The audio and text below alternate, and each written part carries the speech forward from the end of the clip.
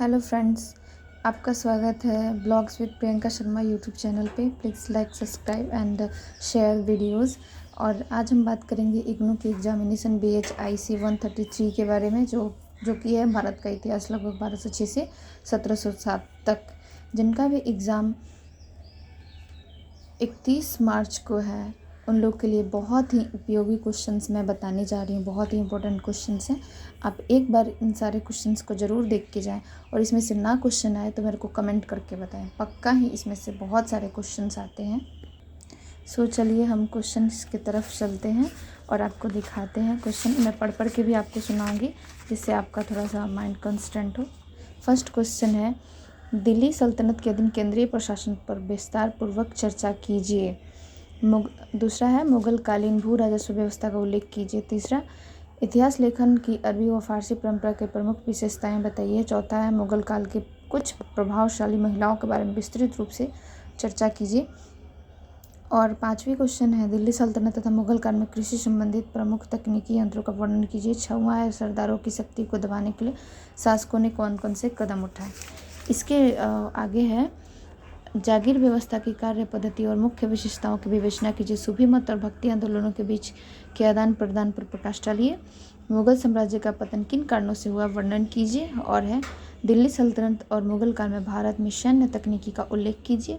फिर है, मुगलों के सैन्य संगठन पर प्रकाश डालिए। फिर मुगल कालीन वास्तुकला पर एक लेख लिखिए। और ये सारे जो नीचे हैं 13 नंबर क्वेश्चन, इस पर टिप्पणी लिखनी है। इनमें से आ सकता है, मुगलों के अधीन प्रांतीय प्रशासन, नहरों की सिंचाई, मलफूजात, उत्तर भारत में भक्ति आंदोलन। ये सब प्लीज़ पढ़ लें। और सेकंड पेपर में आपको दिखा रही हूँ, जो ये सारे क्वेश्चंस गेस क्वेश्चंस हैं। मुगलों के सैन्य संगठन पर प्रकाश डालिए, जो कि आपने पिछले पेज में भी देखा, मुगलों के सैन्य संगठन के बारे में क्वेश्चन था। दिल्ली सुल्तानों के अधीन भू राजस्व और उसकी वसूली का वर्णन कीजिए। दिल्ली सल्तनत के राजनीतिक वृत्तांत पर चर्चा कीजिए। उत्तर भारत, महाराष्ट्र और बंगाल में हुए एकेश्वरवादी और वैष्णव आंदोलनों की चर्चा कीजिए। तुर्कों पर भारत में लाई गई भवन निर्माण संबंधी तकनीकों की चर्चा कीजिए। तुगलक शासन के प्रसार पर प्रकाश डालिए। और है, दिल्ली सल्तनतों के सैन्य संगठन का वर्णन कीजिए। दिल्ली सल्तनत के काल में महिलाओं की स्थिति का वर्णन कीजिए। दक्षिण भारत की राज्य व्यवस्था और अर्थव्यवस्था पर भौगोलिक विन्यास के पड़ने वाले प्रभाव पर प्रकाश डालिए। मध्यकाल में नगरीय जनसंख्या की संरचना पर प्रकाश डालिए। मुगलों के अधीन केंद्रीय प्रशासन का विकास का वर्णन कीजिए। 17वीं शताब्दी के दौरान मुगल चित्रकला में हुए विषयगत परिवर्तनों का वर्णन कीजिए। फिर देखिए, फिर से टिप्पणी आ गया, मुगल शासन की प्रकृति, खालिशा, सिकंदर लोदी, रजिया सुल्तान। इन सबको पढ़ के जाइए, आपके मार्क्स जरूर अच्छे आएंगे। अगला क्वेश्चन मैं आपको बताने जा रही हूँ, भक्ति आंदोलन के उदय पर विस्तृत रूप से चर्चा कीजिए। विभिन्न मुगल बादशाहों की दक्कन राज्यों के प्रति नीति का उल्लेख कीजिए। शेर शाह के अधीन प्रशासन पर संक्षिप्त टिप्पणी कीजिए। सल्तनत काल में तुर्कों द्वारा वस्त्र निर्माण के क्षेत्र में कौन सी तकनीकें प्रयोग में लाई गई। फिर है, खंड 2 में 13वीं-14वीं शताब्दी में कृषि संबंधों की विवेचना कीजिए। सूफी मत का विभिन्न विशेषताओं की विवेचना कीजिए। मुगलों के अधीन केंद्रीय प्रशासन के विकास का वर्णन कीजिए। मुगल तथा उत्तर पश्चिमी सीमा के मध्य संबंध स्पष्ट कीजिए।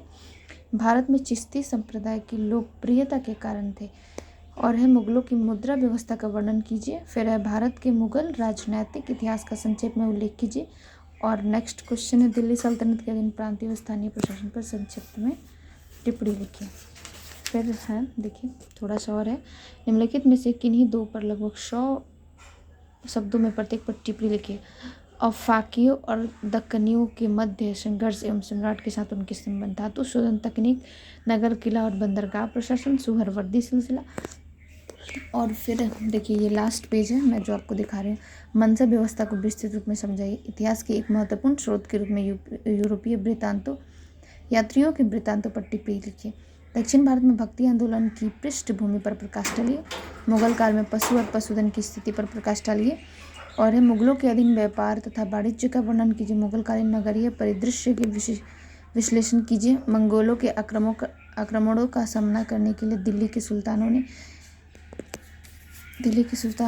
पृथकता, तुष्टीकरण तथा विरोध, इन 3 शास्त्रों का अनुसरण किया। व्याख्या कीजिए। और है, देखिए, भारत में सूफी मत के विकास पर चर्चा कीजिए। मध्यकाल में शहरी जीवन का वर्णन कीजिए। दिल्ली सुल्तानों के अधीन एकता व्यवस्था की आधारभूत विशेषताओं की विवेचना कीजिए। सल्तनत काल में चित्रकला के इतिहास का वर्णन कीजिए। बाबर के आक्रमण की पूर्व संध्या पर भारत की राजनीतिक स्थिति का विवेचना कीजिए। और ये रहा लास्ट पेज हम लोग का, जिसमें टिप्पणी लिखना, महोदवी आंदोलन, बहमनी साम्राज्य में सैन्य संगठन, मुगलों के अधीन स्थानीय प्रशासन, समय मापन पद्धति। सो प्लीज़ गाइस, आप लोग इन सारे क्वेश्चंस को पढ़ के जाइए। इन्हीं सब क्वेश्चंस में से आएंगे और कहीं से नहीं आएंगे। अगर आप चाहते हैं कि ऐसे ही और इम्पोर्टेंट क्वेश्चंस का मैं वीडियोस देती रहूं आपको इग्नू के एग्जामिनेशंस का, तो प्लीज़ कमेंट करके मेरे को बताइए और सब्सक्राइब कीजिए चैनल को और ज़्यादा से ज़्यादा लोगों में शेयर कीजिए ताकि सब लोग पढ़ के जाएं और अच्छे से एग्जाम दे के आएँ। Best of luck for your next examination.